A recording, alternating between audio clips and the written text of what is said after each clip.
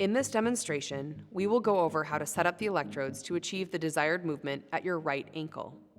We will begin by showing the movements generated by each of the columns and, if necessary, how to adjust the electrodes in both columns to achieve the desired movement. First, select the electrodes in the left-hand column.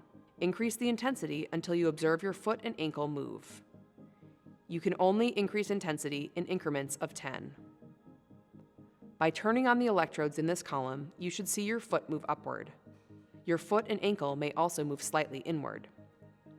If you don't observe these movements, or your foot and ankle move outwards, you may need to adjust your sleeve so the electrode pads are closer to your shin bone. If you feel the stimulation in your foot or ankle, you can adjust for that by turning off the bottom electrode.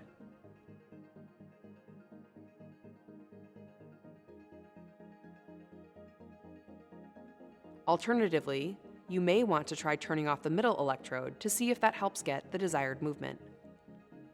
Now turn off these electrodes and turn on the electrodes in the right-hand column.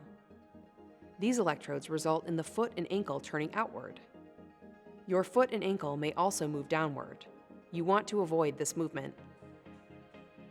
You can turn off the bottom electrode or the middle electrode and test how your foot and ankle move. The electrodes in this column are often used to balance out the turning in of the foot and ankle produced by electrodes in the left-hand column.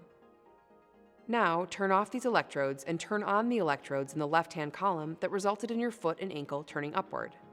If you noticed your foot and ankle also turning inward, or you land on the outside of your foot when you walk, you can balance this motion out by selecting electrodes in the right-hand column.